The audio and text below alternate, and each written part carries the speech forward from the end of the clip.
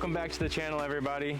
I'm Conroe O'Reilly with Team Lone Star Disc and Team OTB Discs, and today, for day 16 of Vlogmas, we find ourselves at Rivery Park in Georgetown, Texas. I've never been here to Rivery, so super excited to show you guys this course and play it for my first time with this Lone Star plastic. Day 16 is an even numbered day, and so that means one of those saddle up subscription boxes is going to be up for grabs. So don't forget to read the description below to see how to enter that. And let's get to the action. Hole 1 here at Rivery has a pretty tight gap off the tee, not too long at 166 feet. You gotta finish just to the left at the end around this tree line and avoid going down that tunnel, because you might find a disc, but you'll probably lose some strokes.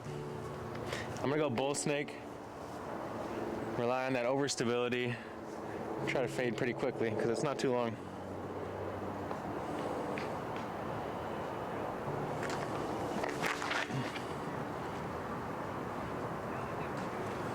There we go, right around the corner, skipped up, should be a birdie.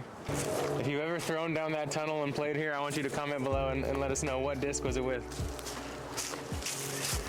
I went bull snake off the tee. I feel like it was about the best option for this length, this shape.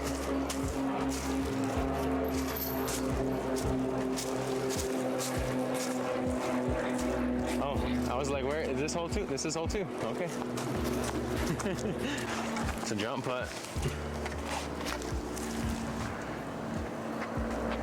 Is this it, or is there a different?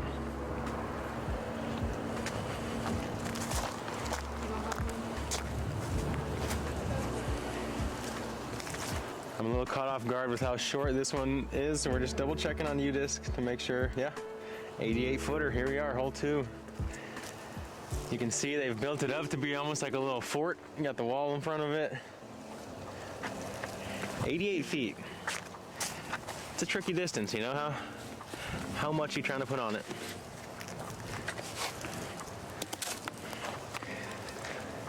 I'm going between the penny putter and jump putt. We do have a pretty big drop here though. It's at least like 1.5 feet, 2 feet to where you're landing.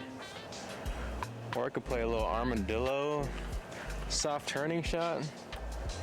Let's do that. Going for the armadillo.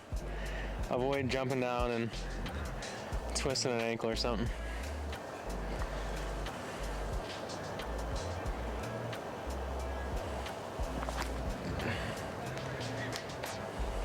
I did it.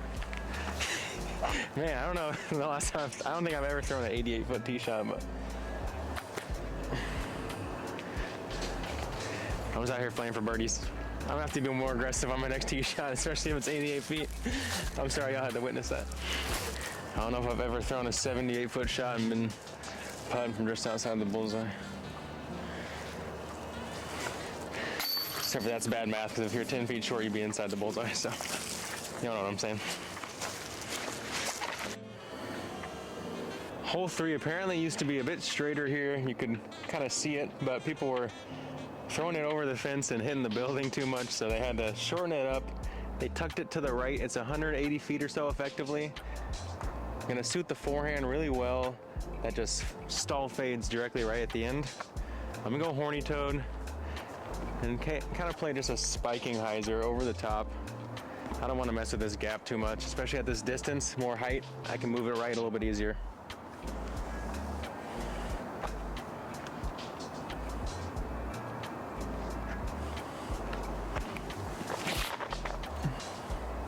Now drop.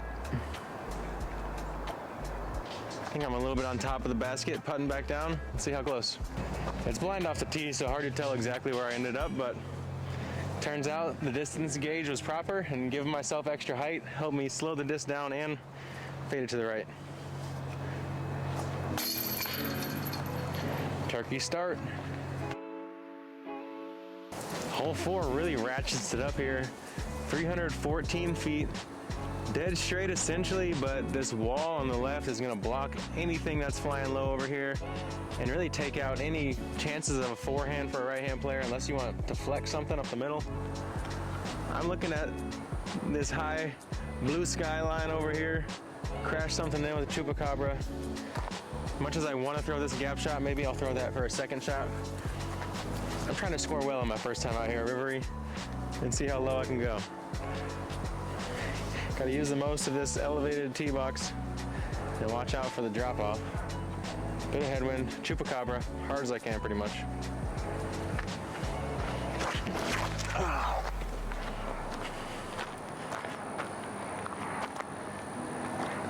That knife fade of the chupacabra, getting up over those treetops, diving down quick. Looks like it's putting C1. Not quite as close as I anticipated, but it's a good time to have some long legs, let me tell you what.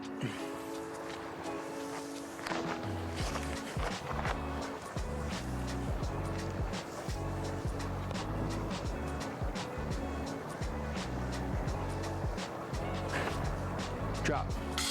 Oh, just off the band. And hole 4 Rivery proves to be a tough to get one. Thought I cashed out on that one, to be honest. Oops. Another par. Nice trick, Gilligan. How can you have another par when it's your first? Who knows? Hole 5 is another difficult one. Dead straight essentially at 342 feet. This entire left side, anything low is blocked. There's a thick wall of cedars. Straight ahead you have some little bit of room to fly, but that late ceiling comes in the mid-flight and late. So you really got to hit this one a precision line if you want to go up the middle and get it.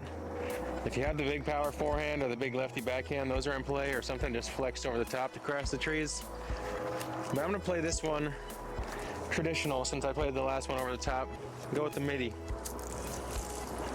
Pretty strong headwind.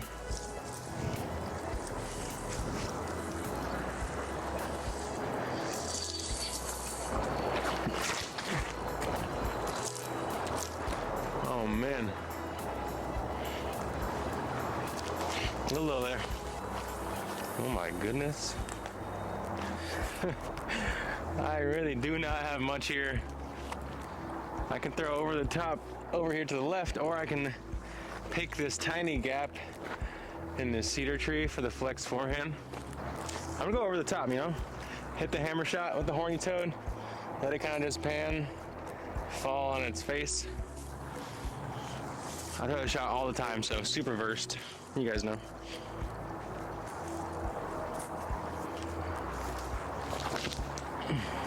Go. I mean, it flew on the line I wanted. My power levels are variable and I'm not exactly sure how to control the distance a ton, but I'll take that. Got myself opportunity to save a par. Gotta focus up.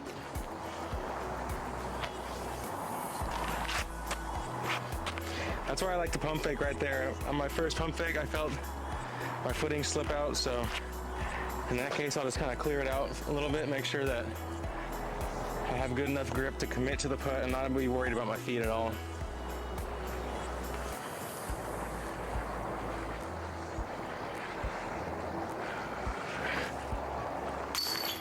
Yep, take your time, do your routine, do your pump fake. It might show you that the footwork is going to be slippery.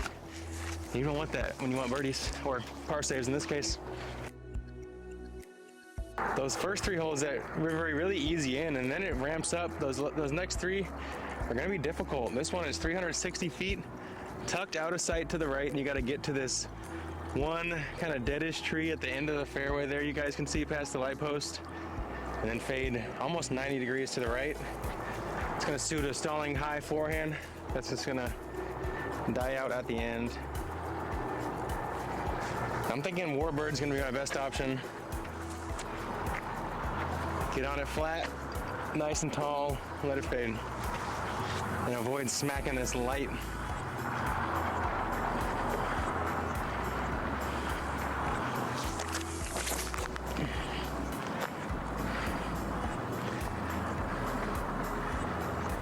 Yeah, need to be a little bit more inside to really cut it to the right, or to have a favorable wind kind of off the right shoulder a bit here. So either way, we got a long putt. I feel like if I could get a little bit more momentum out of my legs with maybe a bigger tee box or less of a jump off the back or off the front end, I could get to this one a little easier. Gotta go nose up, C2 guy.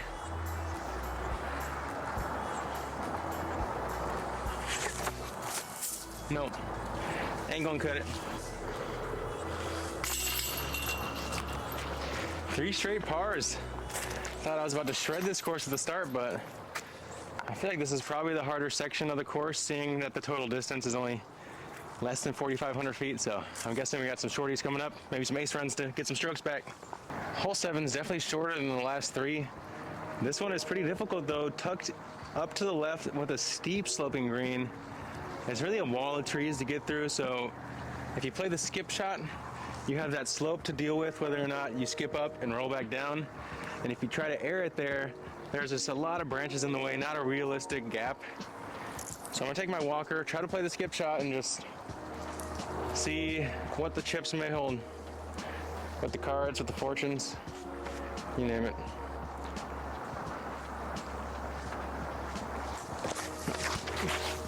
Give me the jump.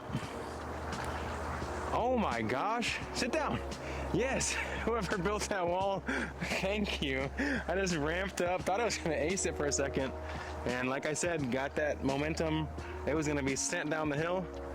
Fortunately, I think that's a good way to add a little bit of kind of reward for throwing a skilled shot on a hole like this, not just making a pure gamble every time it just rolls down or it doesn't. Having at least a little pocket of area where you throw a good shot, there's some extra reward. Thank you guys. Pretty cool basket location here on the hillside. Bit of a cliff. And thanks to Mr. Rubber Burridge for hooking me up with this walker. I told him that the ones that I had in premium I wasn't liking too much. I needed something flatter.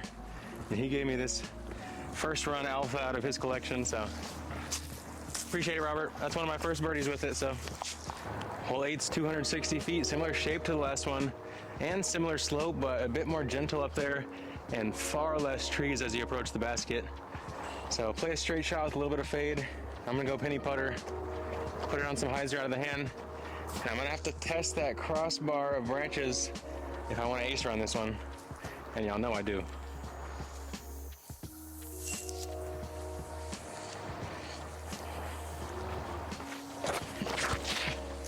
Oh, push it high, can it get through? Be lucky. Oh my gosh. Depending on how that fought through the branches, I feel like I had a chance. They slowed me down a bit, pulled me left. Time to get back on that birdie train.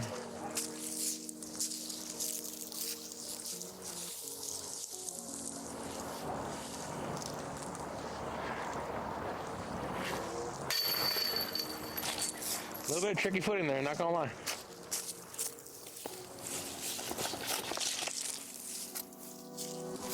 I wonder who lives in there. I need someone to get a little tiny gnome figure, put it right there for us next time. Not sure the exact distance here on 9, but it looks to be about 250, 60 or so feet. Really tight tunnel, no really way to avoid it other than taking a shot straight ahead. Bends ever so slightly from the left to the right throughout the flight, but if you can have it fight back late, then you could maybe park it. I'm just gonna try to match the angle of the hill as I land it with the penny here.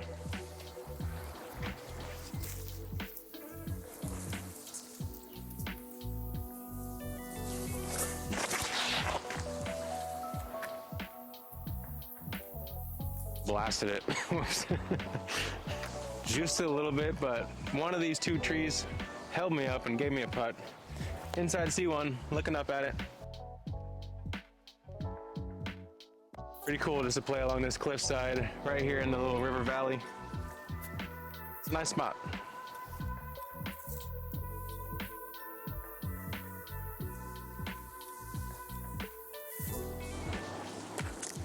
Gotta give it the pop when you're this far down. Penny putter pop. No pop. I'm a soda guy. This is Megan, about to tap in for an easy par. She shaped that tee shot pretty well.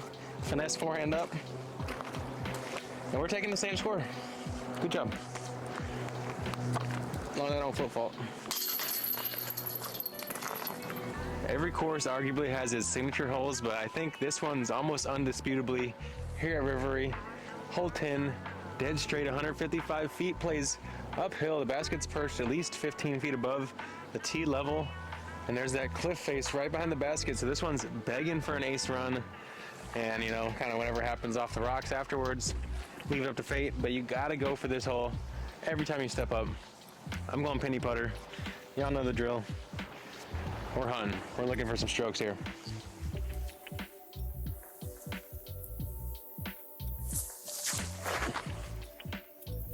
Going. Oh my God. So close.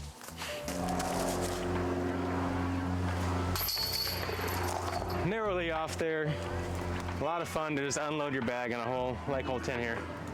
11, definitely another one of those signatures. Maybe 10, 11's kind of that signature bend of the course right here by the river. You got the big boulders. I bet people have got ricochet aces on both of these holes, and those are always extra exciting, extra fun. And I'm gonna go V2 penny putter. A little bit more turn on this one than my alpha one, and it should grip the chains a little bit better, because we all know this is an ace run opportunity.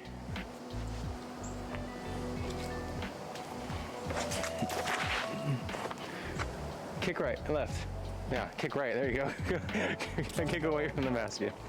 And I did get that ground play back to the left. Pretty close right there. After seeing this green up close, you definitely would rather overturn your right hand backhand than underturn it, because these rocks probably won't ricochet you in, whereas these big walls of rock on the right side definitely can. You know what, I'm gonna take my disc flip, because that's not a very comfortable position to stand. We're close, but every stroke counts, as he almost fires it off the pole back at himself. I wonder who lives down in here. Oh, there's a spinal cord of something in there. Looks like someone was munching on a snake in there or something. And that's why you always look in the weird spots, y'all.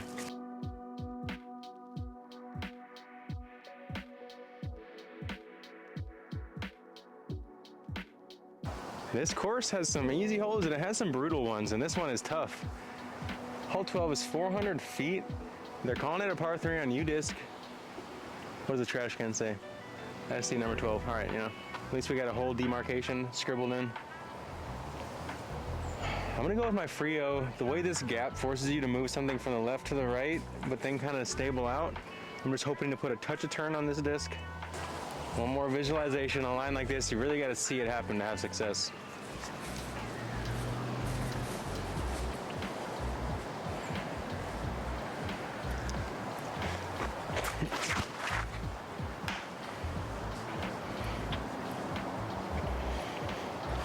This one's tough, you guys. A lot of work to do for par. I'm going to take my more overstable spur. This one has a dome on it.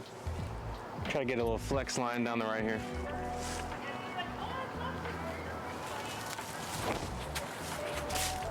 Oh man.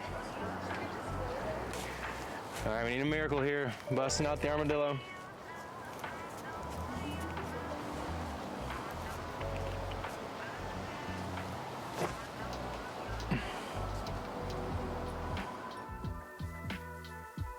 This hole has been tough.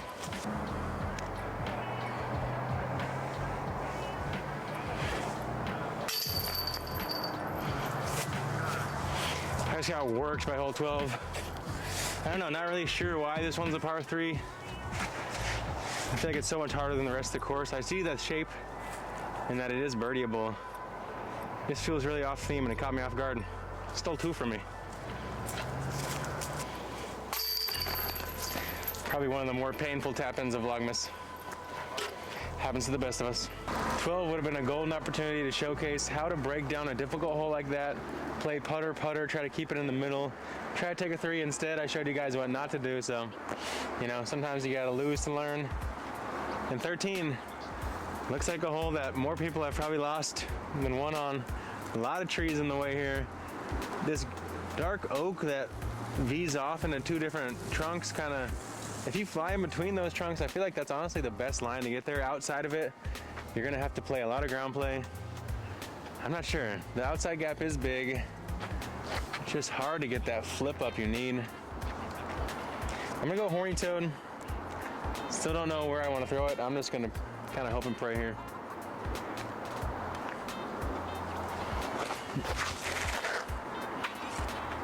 outside, pace control, kept the nose up, fan grip, it worked. Last second I decided outside of that oak would probably be my best opportunity, and if I early release it through the trees, I'll take it. I threw a pretty solid drive, and I'm rewarded with a kneeling putt, pretty skinny, or pretty low ceiling here. Gotta fire it in.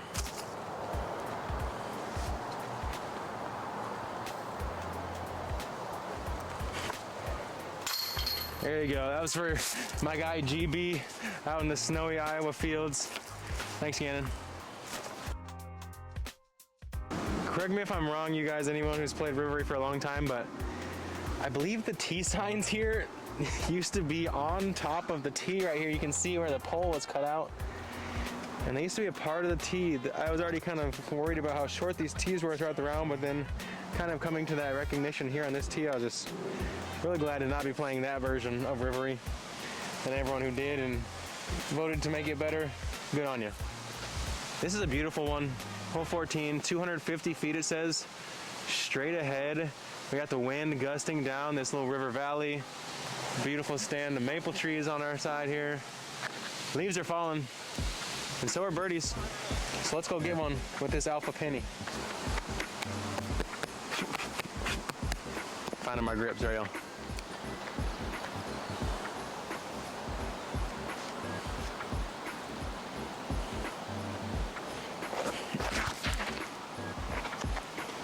A little bit of fade. That'll do. A little meat on the bone here. Should have lasered it. I felt something that was deceptive about the distance.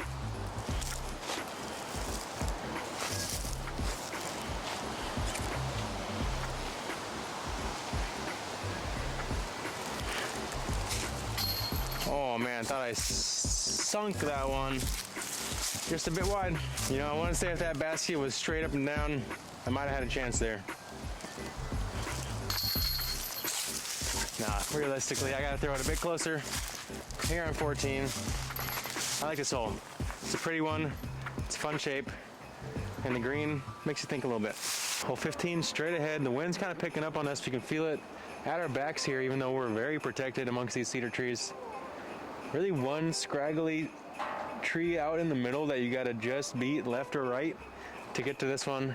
I'm gonna go penny putter backhand. Forehand, backhand, both play on this shot. Just a matter of what you feel comfortable hitting the gap and flying straight with.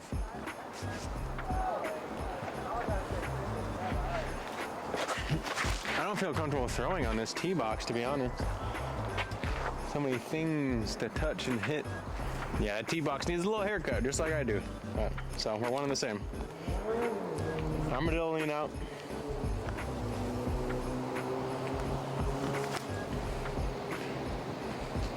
Wow, totally missed my angle, but thankfully that tree decided to give me a little nudge in the right direction.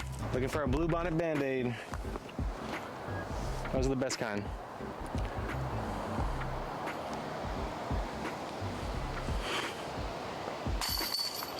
Man, hanging out to the right. Dependable fade. Broken record. Making putts with the bluebonnet. Happy to take par there, even though definitely a hole that I'd like to score on. Hole 16 doesn't really shape the way frisbees fly, so I'm gonna get to the skies. Go big high hyzer. Chupacabra. Or honestly,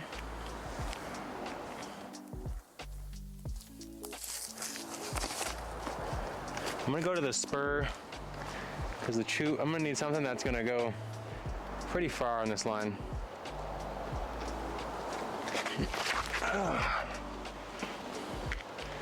It's up and swinging left. I think it's decent, we'll see. Thankfully I can even get to my disc in here. Very guarded window. Just gotta punch it through. A little bluebonnet step through throw.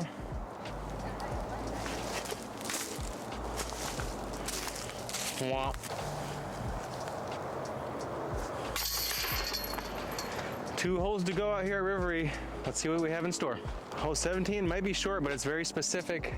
Play it straight, get it to crest just over this hill because I can see the band right ahead waiting for us. Over the top is definitely going to help you avoid this early trouble. but it's just going to be a bit of a kind of crapshoot whether you get through. V2 penny, looking for a straight. A little bit of understability here to help with this tailwind, especially knowing that it's going to be a low speed shot.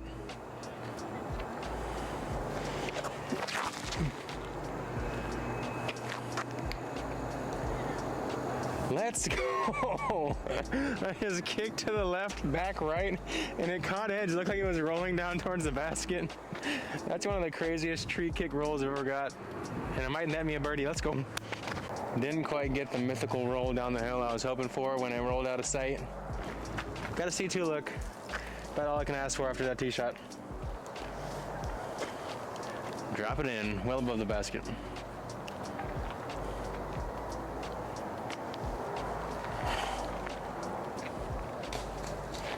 No sir, you do.